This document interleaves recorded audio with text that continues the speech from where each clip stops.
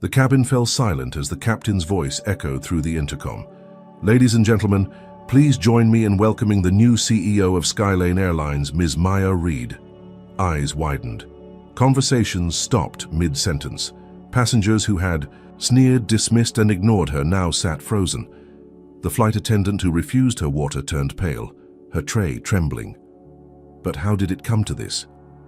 Before we dive in, comment where you're watching from, and if you support justice, hit like and subscribe for more powerful stories. Maya Reid sat quietly in the bustling terminal of Dallas-Fort Worth International Airport, her gaze fixed on the tarmac as planes taxied under the golden morning sun. She blended into the crowd effortlessly, dressed in tailored navy slacks and a crisp white blouse, her natural curls pulled back into a sleek bun. A simple gold pendant hung around her neck, a gift from her late mother, a reminder of resilience. To anyone passing by, she looked like just another business traveler, but Maya was far from ordinary. At 38, she had just been named the new CEO of Skylane Airlines, the first black woman to lead the company in its 50-year history. It was a hard-fought victory, earned through years of dedication, sharp strategy, and an unyielding refusal to be defined by anyone else's expectations. Her appointment had been met with both praise and skepticism. Congratulations from colleagues who admired her tenacity, and thinly veiled resentment from those who believed she had only been chosen to check a box. Today wasn't about press, conferences, or boardrooms. It was about seeing the company from the ground up. Maya had deliberately kept her travel plans private, booking a first-class ticket under her maiden name, Maya Johnson. No security detail, no entourage. Just her laptop, and a first-hand look at how her airline truly treated its passengers. The first hint of trouble came at the check-in counter. Maya rolled her carry-on toward the priority line, her boarding pass and ID ready. The agent behind the counter, a young white man with neatly combed blonde hair, glanced at her documents and hesitated. "First class?" he asked, eyebrows lifting slightly. Maya smiled politely. "Yes." His eyes flicked between her face and the boarding pass again, as if searching for a discrepancy. Finally, with a tight nod, he printed her luggage tag and handed back her ID. "Have a safe flight," he muttered, already looking past her to the next passenger. Maya had faced moments like this countless times. The pause, the unspoken question, "Do you really belong here?" She didn't let it rattle her. Years in corporate America had taught her that dignity was the best armor. As she walked toward security, she overheard a middle-aged white businessman behind her mutter to his colleague, "Probably some last-minute upgrade. First class isn't what it used to be." Maya's grip tightened on the handle of her suitcase, but she kept walking. This trip wasn't about proving herself to strangers. It was about observing, learning, and making changes where they were needed. And clearly, there was work to be done. At the security checkpoint, the pattern continued. While other first-class passengers breezed through the TSA pre-check line with cursory glances at their IDs, Maya found herself pulled aside for an additional bag check. The agent rummaged through her neatly packed tote, fingers brushing against her laptop and documents, before waving her through without explanation. By the time she reached the gate, her patience was wearing thin. She reminded herself why she was doing this. It wasn't about personal pride. It was about ensuring Skylane Airlines became the company it claimed to be, one that valued every passenger, regardless of race, gender, or background. As she approached the boarding area, she noticed the priority line forming. A female gate agent, Lindsay, stood at the podium, scanning tickets with mechanical efficiency. When Maya stepped forward, Lindsay barely glanced at her before saying, "Economy boards. After first class, ma'am." Maya held out her ticket. "I'm in first class." Lindsay's eyes flicked down to the boarding pass, lips pressing into a thin line. There was that pause again. The unspoken, "Really?" But she scanned the pass without further comment and waved Maya through. The microaggressions were subtle but unmistakable, like pebbles steadily piling into a mountain. Maya didn't expect red carpets or fanfare. She expected professionalism, courtesy, the same treatment given to every other first-class passenger. Yet, time and time again, she was reminded that to some, Her presence in spaces of privilege was an anomaly, not a norm. Maya boarded the plane, stepping into the cool, plush comfort of the first-class cabin. The wide leather seats gleamed under soft lighting, and pre-departure glasses of champagne sparkled on polished tray tables. A few passengers were already seated, mostly white, mostly middle-aged, dressed in the effortless luxury of those accustomed to comfort. She found her seat by the window, 3A, and stowed her carry-on in the overhead bin. As she settled in, the man across the aisle glanced her way. Robert Hensley, if she remembered correctly from the boarding pass he'd flashed while adjusting his briefcase. He was in his early 50s, salt and pepper hair perfectly groomed, wearing a charcoal suit that likely cost more than her entire wardrobe. His gaze lingered a moment longer than necessary before he returned to his laptop. The smirk that crossed his lips didn't go unnoticed. 2 rows ahead, a blonde woman in her 40s, Victoria, adjusted her designer scarf and exchanged a look with her seatmate, a knowing glance, followed by a barely suppressed chuckle. Maya inhaled slowly, counting to 3. She'd been here before. Boardrooms, conferences, executive lounges, spaces where her presence was questioned without a word being spoken. She wasn't here to educate anyone today. She was here to observe, and what she was observing spoke volumes. A flight attendant, in a neatly pressed Skylane uniform, appeared, balancing a tray of pre-departure drinks. He was young, white, and wore the forced cheerfulness of someone going through the motions. Jason, according to his name tag. "Champagne or orange juice?" Jason asked the couple across the aisle, his smile broad and genuine. When he reached Maya's seat, the smile faded. He barely made eye contact as he muttered, "Drink?" "Water, please," Maya replied, her tone polite but firm. Jason nodded, moved on, and never returned with the water. Maya didn't press the call button. Not yet. She simply pulled out her tablet and opened the Skylane customer experience dashboard, quietly taking notes. This wasn't just about her experience. It was about uncovering the cracks in the system that allowed bias to persist. As the cabin door closed and the plane began taxiing, Maya glanced around. Conversations flowed easily among the other passengers. Laughter, business chatter, vacation plans. No one else seemed to notice the small slights, the subtle exclusions. Why would they? Comfort had a way of blinding people to the discomfort of others. But Maya noticed everything, and by the time this flight landed, so would they. The moment Maya stepped onto the plane, the atmosphere shifted. It wasn't obvious, not to someone unaccustomed to reading between the lines. But Maya had spent a lifetime navigating spaces where she was simultaneously invisible and hypervisible. She could sense the subtle change in tone, the flicker of judgment behind polite smiles. Jason, the flight attendant, barely glanced at her as she boarded, his attention fixed on the couple behind her, an older white man and his wife, both dressed in designer leisure wear. "Welcome aboard, sir, ma'am," Jason beamed, stepping aside with practiced ease. When Maya reached her seat in 3A, Robert Hensley, the businessman across the aisle, glanced up from his laptop. His gaze lingered, flicking from her carry-on to her face, then down to her seat number.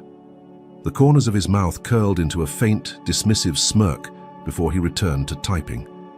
Maya ignored it. This was nothing new. But the pattern continued as other first-class passengers settled in. Jason moved down the aisle, offering pre-departure drinks. Champagne for the young white couple 2 rows ahead. Orange juice for the elderly man in the window seat. When he reached Maya, the smile faded. "Drink?" Jason asked, voice flat. "Water, please," Maya replied, just as she had at boarding. Jason gave a curt nod and moved on. The water never came. Maya didn't press the service button. Not yet. She simply opened the Skylane Airlines app on her phone and jotted down a quick note. "First-class service inconsistent." Flight attendant Jason skipped pre-departure drink request. Across the aisle, Robert leaned back in his seat, adjusting his tie. He glanced at Maya again, then whispered something to the blonde woman beside him. Victoria, if Maya remembered correctly from the boarding manifest she'd reviewed earlier. Victoria's eyes flickered toward Maya, and she let out a quiet, knowing chuckle. Maya sighed inwardly. It was always the same dance, the questioning glances, the whispered assumptions, the unspoken message, "You don't belong here." The plane began to taxi, and Maya turned her attention to her tablet, reviewing reports for an upcoming board meeting. She wasn't here to educate anyone. She was here to observe, to understand where Skylane was falling short and to fix it. Her position gave her the power to change policies, to hold people accountable. But power didn't shield her from prejudice. It only made the sting sharper when it came. As the plane lifted off, Jason passed through the cabin again, this time collecting empty glasses. He lingered with the couple 2 rows ahead, laughing at a joke the man made about champagne being the only reason to fly first class. When he reached Maya's row, his eyes slid past her without acknowledgement, as though her seat were unoccupied. It would have been almost comical if it weren't so painfully familiar. Maya watched, silent, as Jason moved down the aisle. Her thirst was secondary to the larger issue unfolding in front of her. This wasn't just about a missed drink. It was about being seen, or more accurately, about being deliberately unseen. The final confirmation came during meal service. Jason returned, beaming as he handed menus to the white passengers around her. When he reached Maya, he paused, brows knitting together. "Did you pre-order a meal?" he asked, tone laced with skepticism. Maya blinked, momentarily caught off. "God?" "Yes, the grilled salmon." Jason frowned, flipping through his notes. "I don't see that here. Are you sure you didn't book an economy meal and get upgraded? Sometimes the system messes up meal preferences when there's an upgrade." There it was. The assumption, the belief that her presence in first class was an anomaly, an error to be corrected. "I booked first class," Maya said evenly, holding his gaze. "No upgrade, and I ordered the salmon." Jason's smile was tight, forced. "I'll check with the galley." He walked away without another word. Maya watched him go, the knot in her stomach tightening. This wasn't just one person's prejudice. It was systemic, baked into the very fabric of how certain passengers were perceived and treated, and she was documenting every moment. As Jason disappeared behind the curtain, Robert leaned across the aisle, his voice low but deliberate. "You?" "No," he drawled. "It's not always about race. Sometimes service just slips." Maya turned slowly, meeting his gaze. "Interesting observation. Do you usually get asked if you booked economy when you're seated in first class?" Robert's smirk faltered. He opened his mouth, then closed it, returning his attention to his laptop. Maya smiled faintly and went back to her tablet. The flight had barely begun, and already the cracks in Skylane's customer service were glaringly obvious. But she wasn't done observing, not by a long shot. "What do you think? Was Maya right to stay silent and observe, or should she have spoken up immediately? Comment number 1 if you think her approach was the right move. And what would you have done in her place? Stay tuned, because the tension on this flight is about to escalate in ways no one saw coming. As the plane leveled off at cruising altitude, the hum of engines settled into the background. Passengers reclined their seats, opened laptops, and scrolled through in-flight entertainment. The cabin crew moved through first class with practiced efficiency, distributing hot towels and menus. Maya sat quietly, her tablet balanced on the tray table, pretending to read while her ears caught every word around her. Jason returned, this time with the meal carts, his expression neutral as he served the rows ahead. When he reached Maya's seat, he hesitated, then leaned in slightly. "About your meal," he said, voice clipped. "We don't have the salmon, only chicken or pasta." Maya's eyebrows lifted. "I ordered the salmon when I booked the ticket. First-class meals are guaranteed, aren't they?" Jason's smile was thin. "Yes, if the booking was processed correctly. Like I said earlier, sometimes the system mixes things up with upgrades." There it was again, that word. Upgrades. As if the idea of her booking first class outright was too far-fetched to consider. "I didn't receive an upgrade," Maya replied, tone steady but firm. "I paid for first class. Can you check with the purser?" Jason sighed, the exaggerated patience of someone indulging a child. "I'll see what I can do." He moved on without waiting for a response. Across the aisle, Robert Hensley watched the exchange with barely disguised amusement. Victoria, the blonde woman beside him, leaned over and whispered something that made Robert chuckle.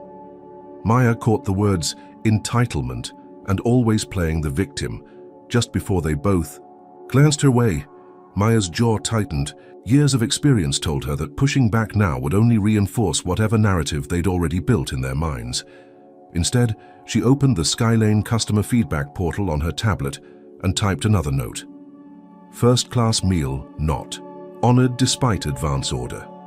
FA Jason suggested system error, implying upgrade rather than confirmed booking.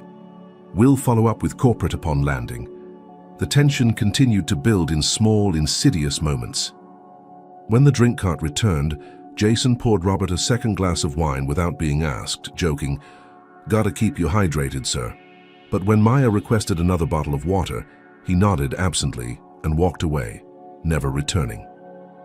A few rows ahead, a white couple called Jason over to ask about dessert options. He knelt beside their seats, smiling warmly as he described each choice in detail. Maya pressed the service button, waiting patiently as Jason finished his conversation. 5 minutes passed, then 10. He never came. The plane sailed smoothly through. The sky, but the atmosphere in first class was anything but calm. It wasn't just neglect. It was intentional. The slow, deliberate chipping away of dignity through small acts of exclusion. Maya recognized the strategy well. It was the same playbook she'd seen countless times in boardrooms and executive suites. Keep the target off balance, questioning whether the slight was real or imagined. Make them doubt their own experience. But Maya didn't doubt. She documented .cabin, crew prioritizing white passengers for drink refills and meal preferences. FA ignored service call for 10+ minutes while engaging with other passengers. Pattern of differential treatment noted. The final straw came when Jason returned with the dessert tray. He moved down the aisle, offering options to each passenger. When he reached Maya's row, he glanced at her, then pivoted to the man seated behind her. "Anything sweet for you, sir?" Jason asked, deliberately skipping her seat. Maya closed her eyes for a brief moment, inhaling slowly. She had promised herself she'd remain composed, but the blatant disregard was no longer just personal. It was systemic, a reflection of the very culture she was now responsible for changing. As Jason walked past her seat, Maya spoke, her voice calm but commanding. "Excuse me, I believe you skipped me for dessert." Jason froze mid-step, turning slowly. His smile was tight, forced. "Oh, I didn't realize you wanted something." Maya's gaze didn't waver. "I wasn't asked, but yes, I would like the fruit plate, please." There was a pause, the kind that stretched just long enough to make bystanders uncomfortable. Robert shifted in his seat, pretending to focus on his laptop. Victoria glanced down, suddenly fascinated by her tablet. Jason's smile didn't reach his eyes. "Of course, ma'am, one moment." He returned with the fruit plate, placing it on Maya's tray with a little more force than necessary. "Here you go," he muttered, then hurried away. Maya picked up her fork but didn't eat. Instead, she opened her email and began drafting. A message to Skylane Airlines Customer Relations. Subject: urgent feedback. Flight 283 DFW to LAX. She listed every incident, every microaggression, every moment that betrayed the gap between the airline's public commitment to diversity and the reality on the ground. Not because she wanted retribution. Jason was a symptom, not the disease, but because the culture that enabled this behavior needed to be dismantled from the top down. As she typed, Maya couldn't help but wonder how many other passengers had faced the same treatment without the platform or power to push back. How many complaints had been dismissed as overreactions, and how long had this rot been festering beneath the glossy surface of Skylane's corporate image? Her fingers paused over the keyboard as a chilling thought crossed her mind. If this was how she was treated without anyone knowing her position, what happened to passengers without her influence? The plane cruised smoothly at 35,000 feet, but Maya's thoughts raced far ahead, already charting the turbulence to come. She wasn't just a passenger on this flight. She was the storm that was about to break. The flight continued smoothly, but the atmosphere around Maya grew heavier with each passing moment. She could feel the weight of stares, the whispered conversations that stopped abruptly whenever she glanced up. It was the kind of quiet hostility she knew all too well, the kind that didn't need words to be deafening. Jason, the flight attendant, moved through the cabin with exaggerated cheerfulness when serving other passengers. He leaned over Robert and Victoria's seats, laughing at their jokes, refilling their drinks without being asked. But when Maya pressed the service button to request the water she'd asked for an hour ago, he took his time responding. 15 minutes passed, then 20. Finally, Jason appeared, his expression carefully neutral. "Did you need something, ma'am?" The word ma'am dripped with forced politeness, as if her mere request was an inconvenience. Maya kept her tone even. "Yes, I requested water earlier. This is the second time I've had to ask." Jason's eyes flickered with something sharp. Annoyance, maybe. "We've been busy with service, but I'll get that for you." He walked away without another word, leaving Maya to wonder if the water would ever come. Across the aisle, Robert leaned toward Victoria, voice deliberately loud enough for Maya to hear. "Always playing the victim," he muttered. "Can't just sit quietly and enjoy the flight." Victoria smirked. "Some people live for drama."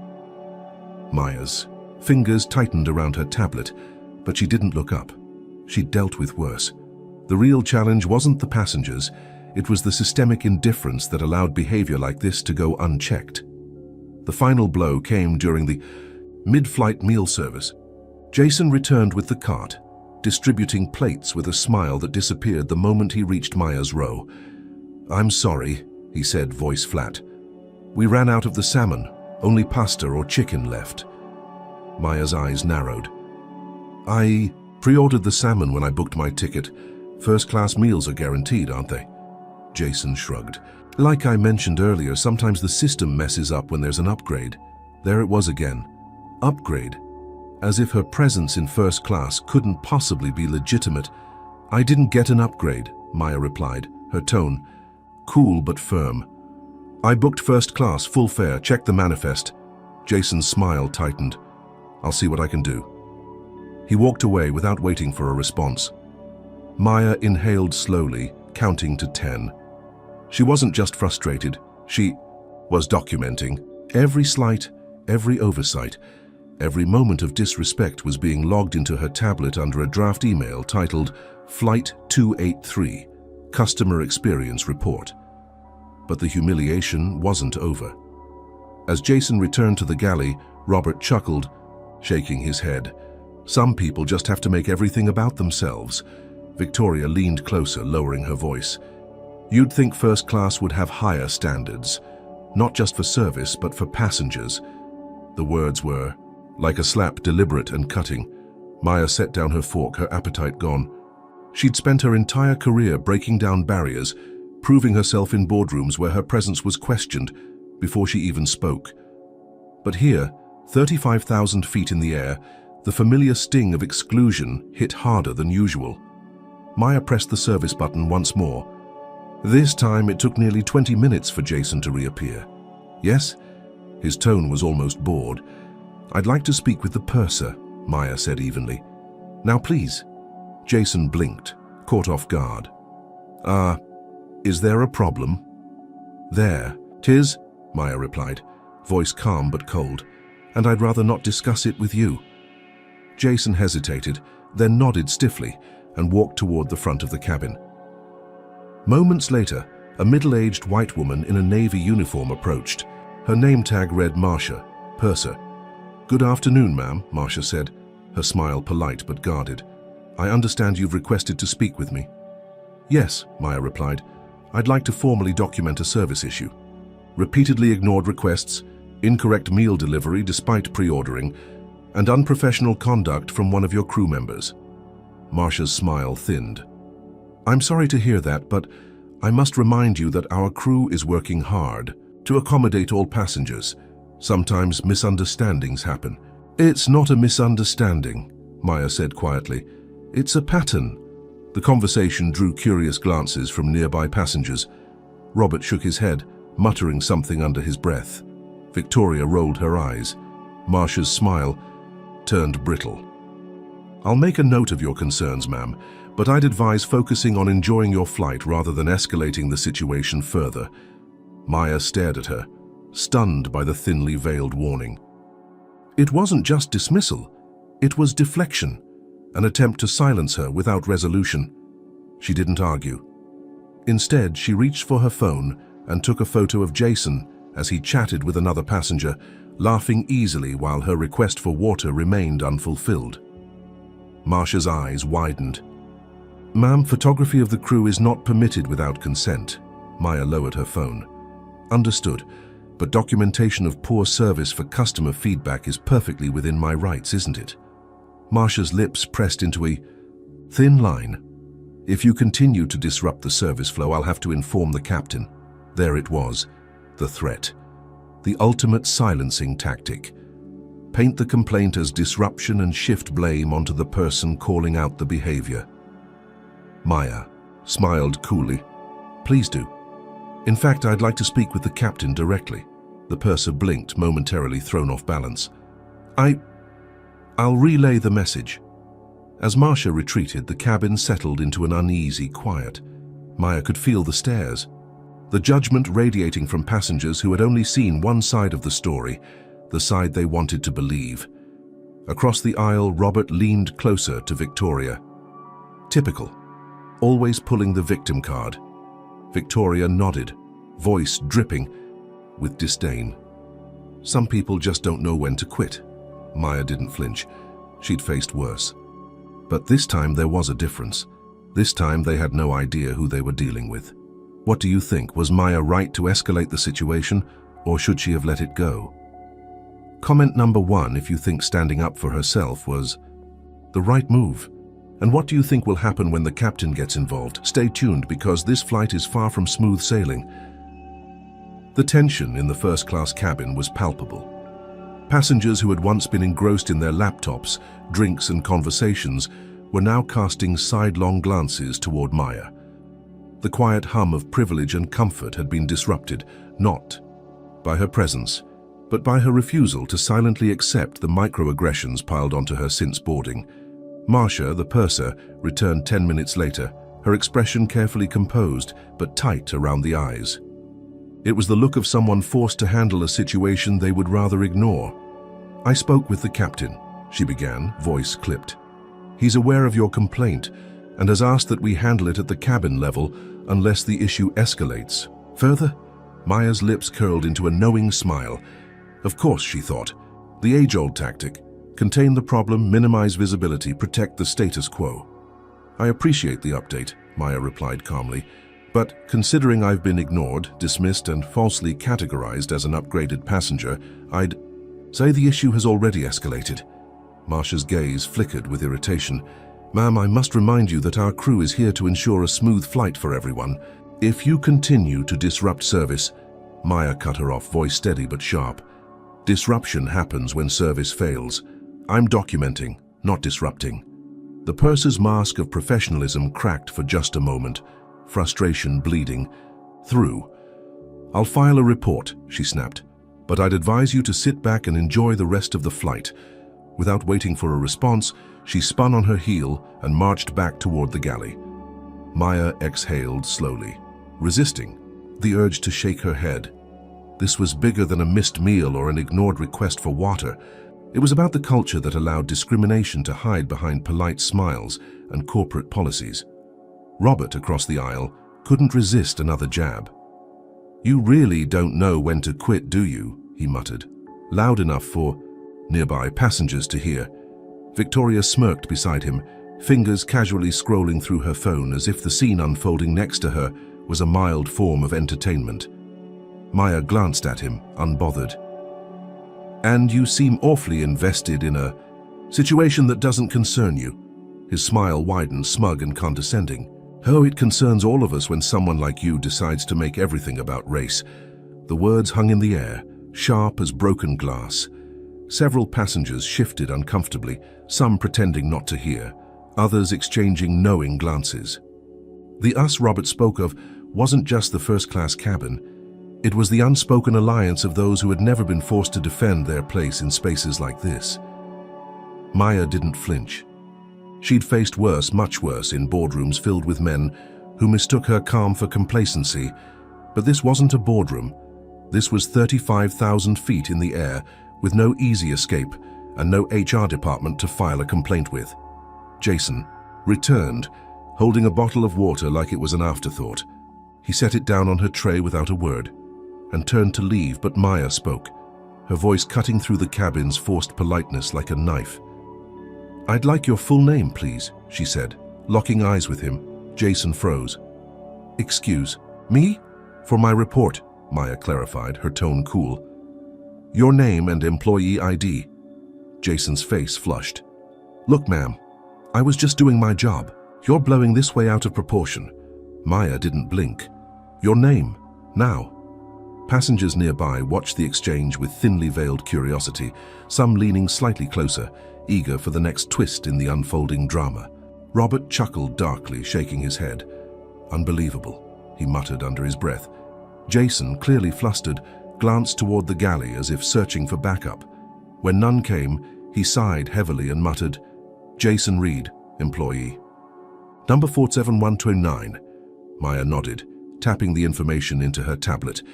"Thank you." Jason stormed off, muttering something about entitled passengers. The cabin settled into an uneasy quiet, tension simmering beneath the surface like a pot about to boil over. But the silence didn't last long. Minutes later, Marcia returned, flanked by another crew member, a senior attendant with graying temples and an air of authority. His name tag read, Douglas, Lead FA. "Ms. Reed," Douglas began, his voice smooth but firm. "We've reviewed the situation, and while we understand your concerns, we must ask that you refrain from further confrontation with the crew. If this continues, we'll have no choice but to report you as a disruptive passenger." The words hit like a slap. Disruptive passenger. The airline's trump card. A label that could justify anything from removal upon landing to future travel bans. A convenient way to silence complaints without addressing the root cause. Maya stared at Douglas, her expression unreadable. Inside, her pulse pounded with the familiar rush of adrenaline that came when power was wielded unjustly. She'd seen this playbook before, used it herself in corporate battles. Turn the narrative, frame the complainant as the problem, protect the institution at all costs. "I see," Maya said quietly, closing her tablet with deliberate calm. "So standing up for equal treatment now qualifies as disruption?" Douglas hesitated, clearly caught off guard by her composed response. "That's not what I'm saying, ma'am. We're simply trying to de-escalate the situation." Maya leaned back in her seat, arms crossing loosely. "Then perhaps you should start by addressing the root cause, not the reaction to it." Douglas opened his mouth to respond, but was interrupted by a soft ding from the intercom. The captain's voice crackled overhead. "Ladies and gentlemen, this is your captain speaking. We're cruising comfortably at 36,000 feet. Should arrive in Los Angeles right on schedule.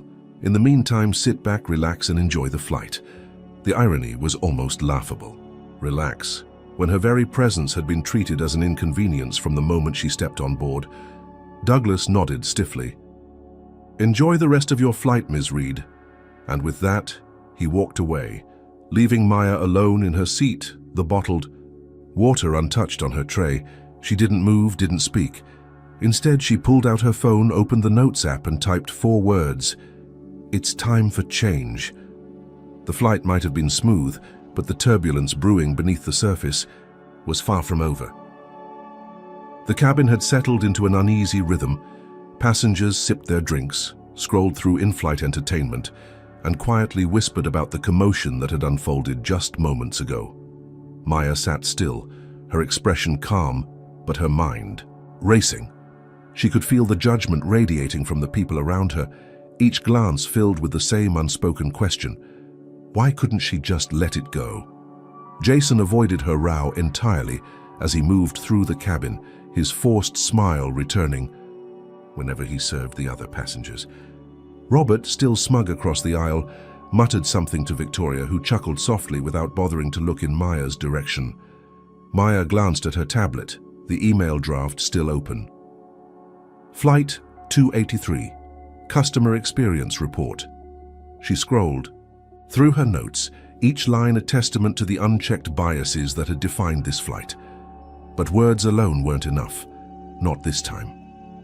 The seatbelt sign flickered on as the plane encountered a brief pocket of turbulence.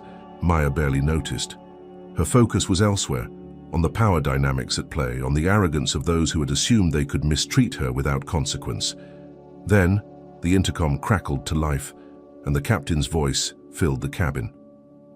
"Ladies and gentlemen, this is your captain speaking. I hope you're enjoying your flight. I'd like to take a moment to acknowledge someone very special traveling with us today. It's not every day we have the pleasure of flying with leadership that shapes the very company we work for. Please join me in welcoming Ms. Maya Reid, the newly appointed CEO of Skylane Airlines." The words hung in the air like a thunderclap for a heartbeat. The cabin froze. The hum of conversation died instantly. Passengers who had dismissed Maya without a second thought now craned their necks, searching for the woman they had so easily overlooked. Robert's face drained of color. His jaw slackened, eyes darting to Maya as if hoping he'd misheard. Victoria blinked rapidly, her smirk vanishing into wide-eyed disbelief. Jason, who had been laughing with another passenger near the galley, stood rooted to the spot, the tray in his hands trembling slightly. Maya didn't move. She didn't need to. Her silence spoke louder than any words could. The captain's voice continued, oblivious to the chaos his announcement had unleashed. "Ms. Reid, on behalf of the Skylane team, we're honored to have you on board today. Your leadership is already inspiring change within the company, and we're excited about the future under your guidance." Polite applause rippled through the cabin, hesitant at first, then growing louder as passengers scrambled to mask their embarrassment with forced enthusiasm. But the damage was done. The truth had been laid bare, and there was no undoing it. Jason finally snapped out of his stupor, his face flushed as he hurried toward Maya's seat, water bottle in hand. "Ms. Reid," he stammered, voice trembling with forced politeness, I'm so sorry for the earlier misunderstanding. Can I get you anything else? A meal, perhaps, champagne, dessert?" Maya looked up slowly, her gaze steady. "No, thank you," she said coolly. "I've had everything I need." Jason blinked, clearly unsure how to respond. He lingered for a moment, then muttered a flustered, "Of course, ma'am," before retreating toward the galley like a man fleeing a battlefield. Across the aisle, Robert swallowed hard, his earlier bravado replaced by palpable discomfort. He avoided eye contact, pretending to read the same page of his magazine for the third time. Victoria shifted in her seat, face flushed as she stared down at her phone, fingers nervously tapping against the screen. Marcia, the purser, reappeared. Moments later, her smile brittle as she approached Maya. "Ms. Reid," she began, voice overly sweet, "I had no idea. If there's anything at all, we can do to make your flight more comfortable, please don't hesitate to ask." Maya's smile was polite but edged with quiet authority. "Comfort isn't the issue, Marcia. Consistency is." The purser's face faltered. She nodded quickly, murmuring another apology, before scurrying back toward the front of the cabin. The power had shifted. The very people who had dismissed Maya as an outsider, an inconvenience, were now bending over, backward to accommodate her. But Maya felt no triumph, no satisfaction, only the heavy weight of familiarity, the same cycle of judgment, revelation, and awkward reckoning she had faced countless times before. The cabin slowly returned to its previous hum, but the energy had changed. Conversations were quieter, glances more cautious. The illusion of superiority had been shattered, and in its place lingered the uncomfortable truth. They had underestimated her, and now they had to sit with the consequences. Maya returned to her tablet, fingers hovering over the email draft. For a moment she considered deleting it. After all, hadn't the situation resolved itself? Hadn't the reveal of her title been punishment enough for those who had treated her poorly? But then, she remembered the countless other passengers who didn't have a title to shield them. The ones whose complaints would be dismissed, whose experiences would be invalidated because they couldn't pull rank. The system wouldn't change just because one CEO had been mistreated. It would change when accountability became non-negotiable. Maya added one final line to the email. "This isn't just about me. It's about every passenger who deserves better. Address it or I will." With a tap, she hit send. "What do you think? Was Maya's quiet handling of the situation the right move, or should she have confronted the crew earlier?" Comment number 1. if you believe her approach was justified. And what do you think will happen once Skylane's corporate team receives her report? The turbulence on this flight might be over, but the real storm is just beginning. Stay tuned. The applause had long since died down, but the discomfort lingered like an unwelcome guest.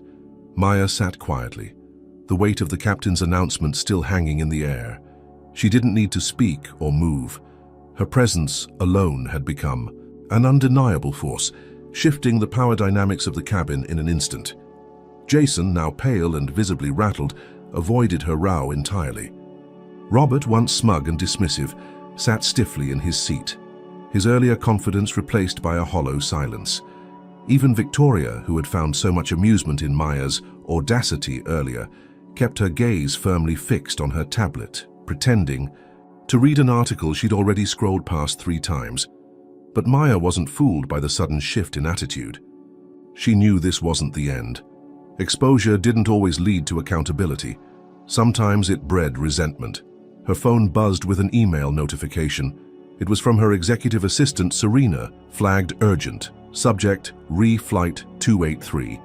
Customer Experience Report EMS. Read, I've escalated your notes directly to the COO's office per your instructions. However, I just received word from HR that someone filed a passenger conduct report against you. Allegedly, you were aggressive and disruptive during service. I've flagged it for legal review, but it's clear someone's trying to flip the narrative. Serena Maya's stomach tightened. It was a familiar tactic, weaponize corporate policy against the very person challenging injustice. Label the complainer as the problem, shift focus from the misconduct itself, and the timing? Too convenient to be coincidence. Her gaze flicked toward the galley, where Jason was huddled with Marcia, speaking in hushed tones. Both glanced her way before quickly looking elsewhere. The pieces fell into place almost instantly. They're trying to cover themselves. The thought wasn't surprising, but it ignited something deep within her, something colder than anger, sharper than frustration. This wasn't just about her anymore. If they were willing to retaliate against the CEO of the airline, what happened to passengers without her influence? How many complaints had been buried under the weight of these same tactics? Maya inhaled slowly, composing herself. Reacting emotionally would only feed into the narrative they were constructing. Instead, she opened her laptop and accessed Skylane's internal portal through a secured VPN. It took less than a minute to find what she was looking for, the incident reporting system used by cabin crews. There it was. A freshly submitted report from J. Reed, employee ID 47129, Jason. The report was thin, vague, but damning enough if left unchallenged. Passenger in 3A exhibited disruptive behavior, repeatedly challenging crew members, creating discomfort among other first-class passengers. Recommended follow-up upon landing. A chill ran down Maya's spine. This wasn't just about protecting Jason's job, it was about preserving the system that allowed people like him to act with impunity. If that report stood unchallenged, it would quietly justify every slight, every act of neglect Maya had faced since boarding. Worse, it would undermine her ability to implement real change once this flight landed. Maya's fingers flew across the keyboard. She drafted a formal response, attaching screenshots of her documented interactions, timestamps from the service button logs, and a copy of the email she'd sent earlier. Before hitting send, she added one final line. Any retaliatory action against me will be treated as corporate misconduct and escalated directly to the board of directors. Proceed wisely. Send. The email shot off into cyberspace, landing simultaneously in the inboxes of Skylane's legal team, HR department, and, most importantly, the board's compliance officer, someone Maya trusted implicitly. Satisfied, Maya leaned back in her seat, eyes closed as the soft rumble of the engines filled the cabin. The battle had shifted from subtle slights to corporate warfare, and she was more than prepared for it. But the retaliation didn't stop there. When the plane began its descent into Los Angeles, Maya received another email, this one from the hotel where her assistant had booked her stay. We regret to inform you that your reservation has been cancelled due to an internal booking error. We apologize for the inconvenience. Maya's eyes narrowed. Booking error. No. This was intentional. Her phone buzzed again. A text from Serena. Luggage delayed.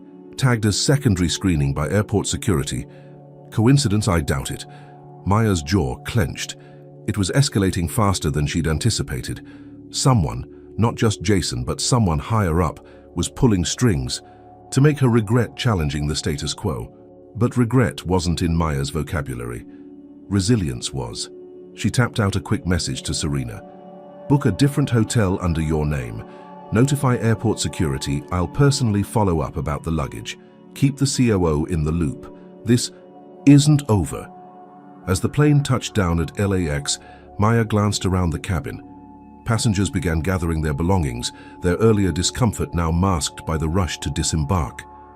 But Maya noticed the way Jason hovered near the front, avoiding her gaze, while Marcia spoke quietly into the intercom, likely preparing her final report. They thought they could bury this. Maya smiled faintly. Let them try. The seatbelt sign switched off and passengers stood, stretching and reaching for overhead bins.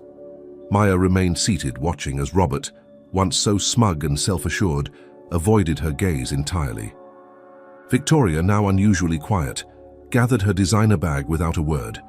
When Jason finally glanced her way, Maya met his eyes and held the gaze, unflinching. He looked away first. As Maya stood smoothing her blazer, she knew the real battle was just beginning. The flight had ended, but the fight for accountability, for real systemic change, was far from over. And Maya, she was just getting started. The warm Los Angeles sun streamed through the terminal windows as Maya Reed stepped off the plane, her heels clicking against the polished tile floor. The cabin crew had suddenly become overly accommodating during landing preparations, with Jason's forced politeness bordering on desperation. But Maya hadn't acknowledged it. Apologies made under pressure meant nothing when the system itself remained rotten. As Maya entered the arrivals hall, her phone buzzed again. Another email from Serena, her executive assistant. Subject: escalation. Alert, passenger conduct report EMS. Reed, I've just been informed that the passenger conduct report filed against you has been forwarded to the executive committee for review. The language used suggests potential disciplinary action, citing disruptive behavior and hostility toward cabin crew. It seems someone is pushing hard to undermine your position. Legal is already drafting a response.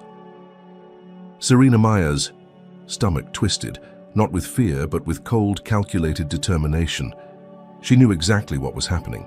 Someone within Skylane's upper management, likely aligned with the old guard resistant to her leadership, was leveraging the incident to tarnish her reputation before she could fully cement her influence as CEO.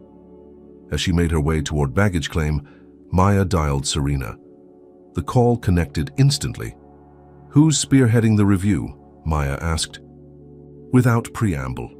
According to the internal memo, it's being led by the Chief Operating Officer, Mr. Alan Kent, Serena replied, her tone sharp with disdain. No surprise there. He was the loudest voice against your appointment.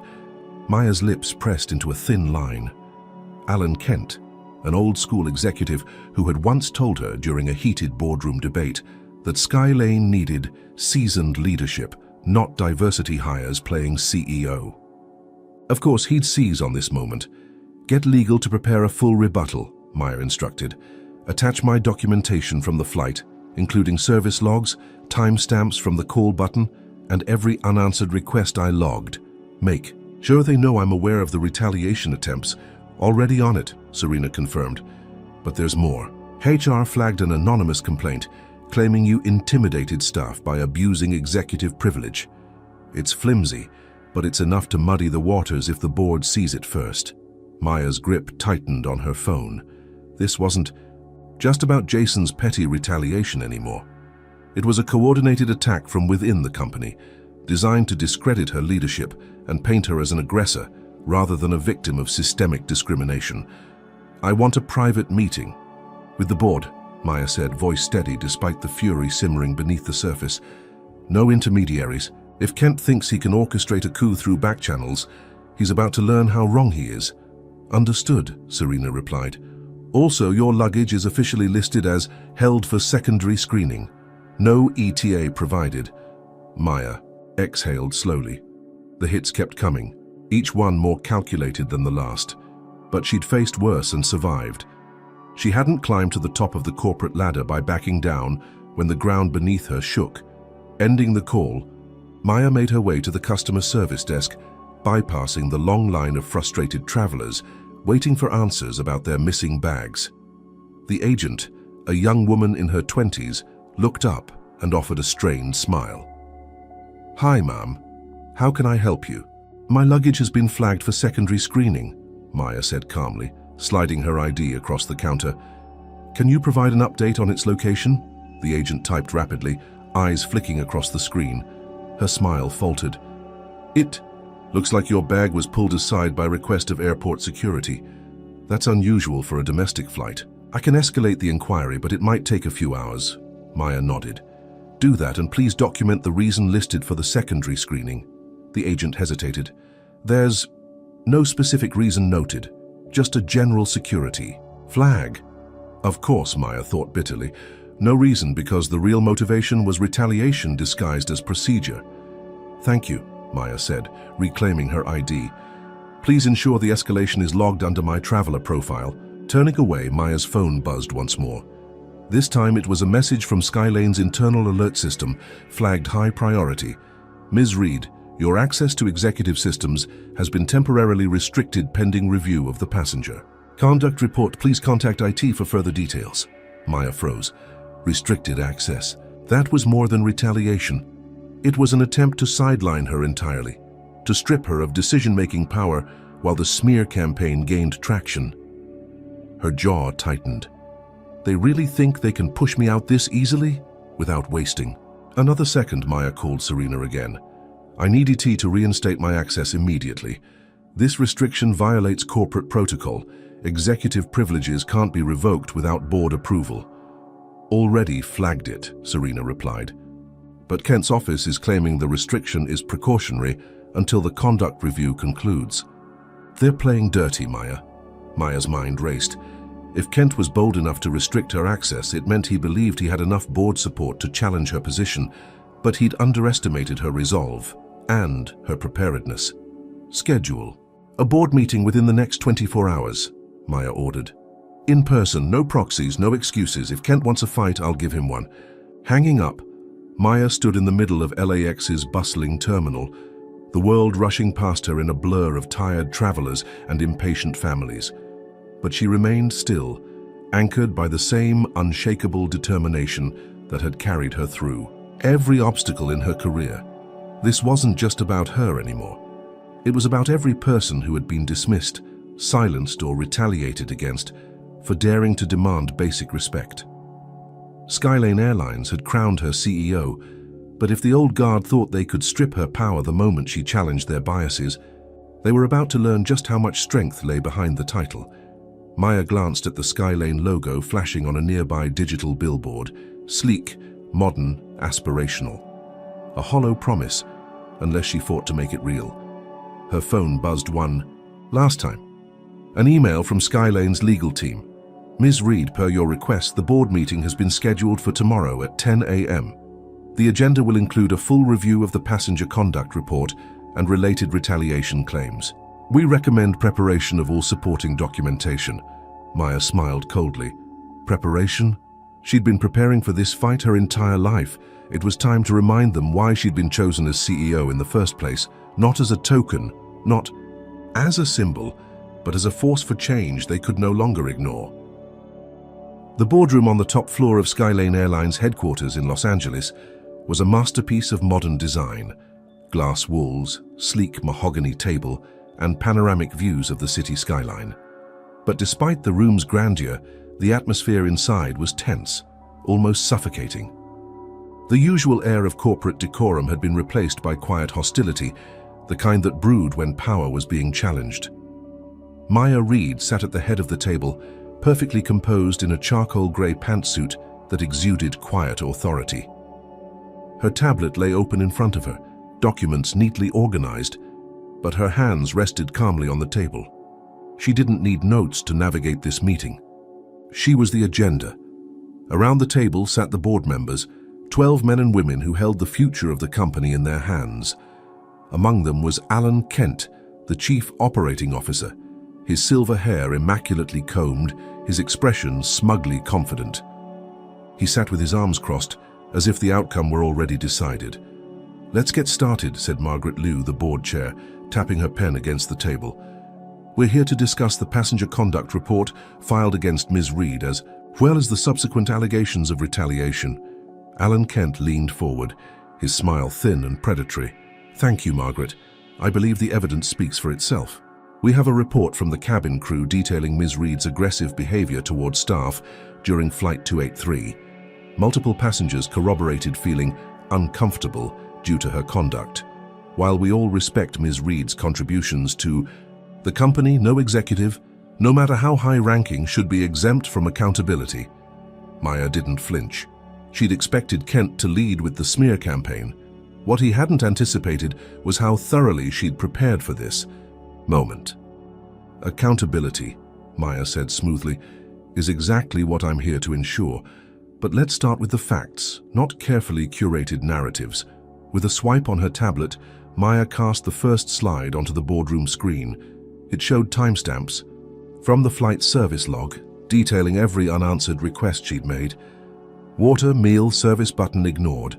Each entry was backed by Skylane's internal system, irrefutable and precise. "According to Skylane's own data," Maya continued, "I pressed the service button 3 times during the flight.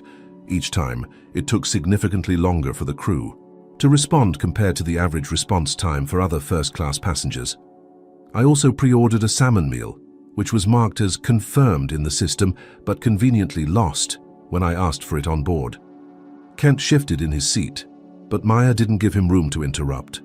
She advanced to the next slide, screenshots of her email exchange with Serena, her executive assistant, documenting the retaliatory measures taken after the flight. Her restricted system access, the luggage flagged for secondary screening, and the last-minute hotel cancellation. "These aren't coincidences," Maya said, her voice steady but cutting. "They're part of a coordinated effort to undermine my authority after I dared to challenge discriminatory treatment. And the person spearheading that effort?" She turned to face Kent directly. "The same executive who's now pushing for disciplinary action against me." The room fell silent. Margaret Liu frowned, glancing between Maya and Kent. "That's a serious accusation, Ms. Reed. Do you have proof?" Maya smiled faintly, already anticipating the question. She tapped her tablet again, bringing up an internal email thread, one Kent had foolishly assumed would remain private. It was between Kent and Marcia, the purser from the flight, discussing how to manage the situation before it reached corporate's attention. The subject line read, "Flight 283, preemptive action required." In the body, Kent had written, "We can't let this turn into a PR disaster. Frame her conduct as disruptive. Make sure the crew's reports align. If we control the narrative, we control the outcome." The silence that followed was deafening. Kent's face drained of color. He opened his mouth to speak, but Maya cut him off. "This," she said, gesturing to the screen, "is not just an attack on me. It's an attack on everything Skylane claims to stand for: integrity, equity, accountability. If this is how you treat the CEO when she challenges bias, imagine how frontline employees or customers are treated when they face discrimination." Margaret Liu's expression hardened. She glanced at the other board members, some of whom were now furiously typing notes or whispering to each other. It was clear the tide had shifted. Maya leaned back in her chair, her tone softer but no less resolute. "I didn't take this job to be a figurehead. I took it to make real change. And that change starts now." Margaret nodded slowly. "Ms. Reed, thank you for presenting your case. The board will deliberate immediately." As the members filed out of the room, Kent lingered, his earlier smugness replaced by barely concealed panic. He met Maya's gaze, searching for some sign of vulnerability, some crack in her armor. He found none. "You think you've won?" Kent muttered under his breath. "This company doesn't change overnight." Maya's smile was cool and unwavering. "No, Alan, but it does change. and your days of protecting the old ways, they're over." Without another word, she gathered her tablet, straightened her jacket, and walked out of the boardroom, leaving Kent to sit in the wreckage of his failed power play. The fight wasn't over, not by a long shot. But Maya had sent an unmistakable message. Leadership wasn't about titles or tenure. It was about standing firm in the face of injustice and dismantling the systems that upheld it. And as long as Maya Reed was CEO, Skylane Airlines would never be the same again. The boardroom door closed behind Maya with a quiet click, sealing Kent inside with the fallout of his own hubris.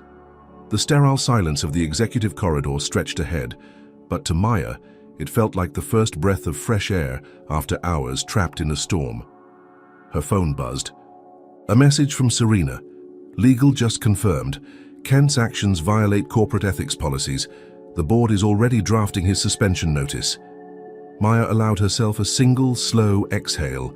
It wasn't victory. Not yet. Removing one. Man didn't dismantle an entire system, but it was a start. By the time Maya returned to her office, the news had already spread. Skylane's internal communications platform buzzed with cautious chatter. COO placed on administrative leave pending investigation. Board reaffirms support for CEO Maya Reed. Employees who had once exchanged wary glances in the hallways now nodded respectfully as she passed. Not out of fear, but recognition. Serena was waiting by Maya's desk, tablet in hand, eyes gleaming with satisfaction. They caved faster than I expected. The board's forming a task force to audit HR.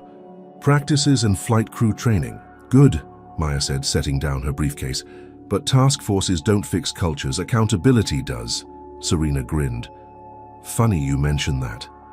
She handed Maya a printed draft labeled Equal Flight Program Proposal. Phase 1. Implementation. Maya skimmed the document, her smile widening. The initiative she'd envisioned for months, mandatory bias training for all staff, anonymous passenger feedback channels directly tied to crew performance reviews, and a zero-tolerance policy for discrimination was no longer just an idea. It was policy, effective immediately. But the true moment of vindication came later that evening, when Maya boarded her next flight, a routine business trip to New York. No announcement was made this time. No one whispered her title or scrambled to correct their demeanor. She was just another passenger, seat 2A, dressed in casual business attire, with her carry-on tucked neatly overhead. And the service? Flawless. Not overly attentive, not dismissive, just normal. The way it should have been all along. As the plane cruised at 36,000 feet, Jason's replacement, an older flight attendant named Clara, approached with a warm smile. "Ms. Reed, can I get you something to drink?" Maya looked up, meeting her gaze. There was no flicker of judgment, no hesitation. Just simple professional courtesy. "Water, please," Maya replied, her voice soft but firm. Clara nodded, returning moments later with a chilled bottle and a neatly folded napkin. "Let me know if you need anything else." For the first time in days, Maya allowed herself to relax, not because the battle was over, but because she had proven that change wasn't just possible, it was inevitable when the right people refused to back down. Across the aisle, a familiar face caught her. Robert Hensley, the smug businessman from Flight 283, sat quietly reading a magazine. He'd noticed her the moment she boarded, but instead of disdain, his expression was tight with discomfort. He hadn't spoken a word since takeoff.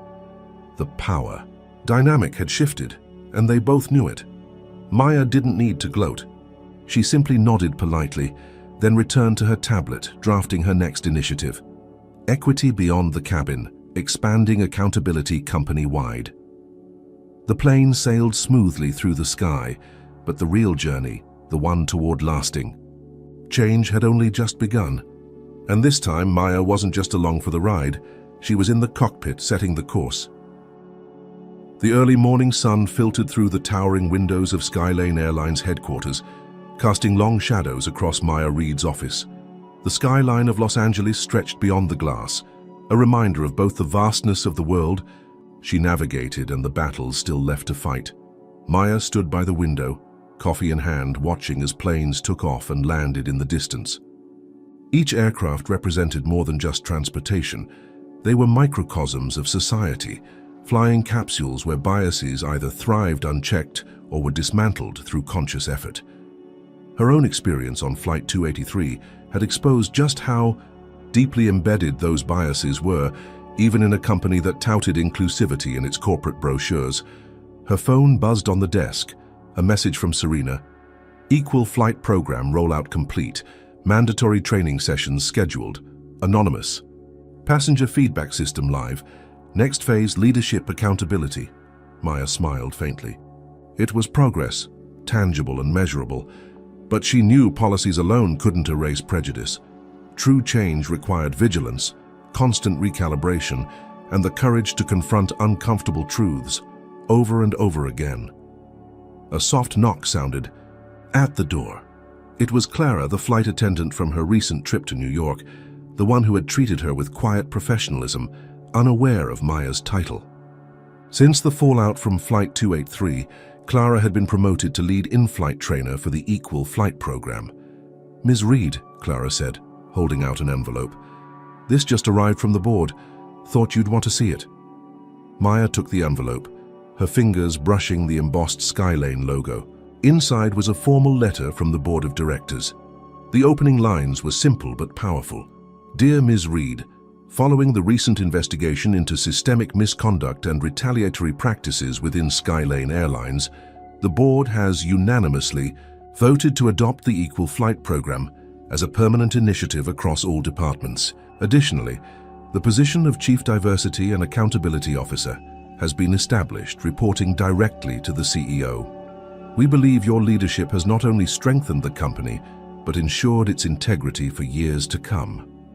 Thank you for reminding us what true leadership looks like." Maya exhaled slowly, the weight of the past few weeks finally easing from her shoulders. She hadn't set out to prove herself. Her worth had never been in question, at least not to her. But, in challenging the status quo, she had forced an entire institution to confront its own reflection. And the mirror hadn't been kind. "Anything else, Clara?" Maya asked, folding the letter carefully. Clara hesitated, then smiled. "Actually, yes. I just finished my first training session with the new hires. One of them asked why the program was called Equal Flight. I told them it was because no one should ever board a plane and wonder if they'll be treated differently because of who they are." Maya's smile widened. "That's exactly why." As Clara left, Maya returned to her desk, flipping open her laptop. Her inbox was already filling with updates. Logistics for the new passenger feedback channels, reports on crew compliance, even a thank you note from a junior flight attendant who had once been too afraid to speak up about workplace discrimination. But one email stood out. It was from Robert Hensley, the businessman who had once sneered at her from across the aisle. The subject line read, "An overdue apology." Maya clicked it open. "Ms. Reed, I've spent the past few weeks thinking about that flight and the assumptions I made. I was wrong, not just about you, but about what respect and equality really mean. It's easy to dismiss someone when you think the system is built for you. Harder to admit when you're part of the problem. Thank you for not letting it slide. It made me reflect in ways I hadn't expected. I won't forget it. Sincerely, Robert Hensley." Maya leaned back in her chair, the corners of her lips curling upward. Redemption wasn't guaranteed, nor was it always deserved, but accountability, that was non-negotiable. As she closed the email, her gaze drifted back to the window. A Skylane jet, freshly repainted with the company's new motto, "Every seat equal treatment," taxied down the runway, gaining speed until it lifted effortlessly into the sky. The symbolism wasn't lost on her. Change didn't happen overnight, nor was it ever complete. It was a flight, constant, evolving, sometimes turbulent, but always moving forward. Maya sipped her coffee, the warmth spreading through her as she watched the plane disappear into the horizon. For the first time in a long while, the sky didn't feel like the limit. It felt like home. The story of Maya Reed isn't just about a single flight or one person standing up against injustice. It's about the deeper reality that discrimination often hides behind politeness, that bias can be systemic, and that silence only empowers those who perpetuate inequality. Maya's journey revealed a harsh truth. Even at the highest levels of success, people of color, especially black women, are still forced to prove they belong in spaces they've earned through hard work and resilience.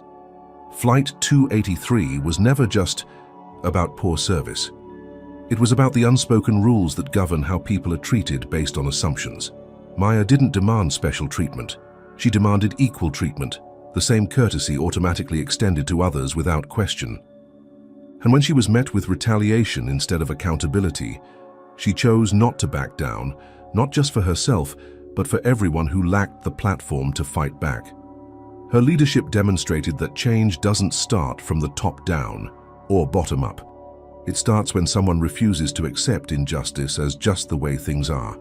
Through persistence, documentation, and unwavering composure, Maya didn't just reclaim her dignity, she forced an entire corporation to confront its flaws and commit to lasting reform. But the real lesson? Change is fragile if it's not maintained. The policies Maya implemented, the equal flight program, the accountability measures, the cultural sensitivity training, were victories, but only as strong as the people willing to uphold them. It's a reminder that progress is ongoing, and every voice matters in that fight. What do you think? Should Maya have spoken up earlier, or was her strategy of quiet observation the right approach? Comment your thoughts below. Have you ever faced a situation where you had to fight for fair treatment? Share your story. Your voice might inspire someone else to stand up. If you believe in the power of standing up for what's right, hit that like button, subscribe for more stories that spark change, and share this video with someone who needs to hear it. Thank you for watching, and remember, real change starts with you. Stay strong, stay aware, and keep pushing forward. See you in the next story.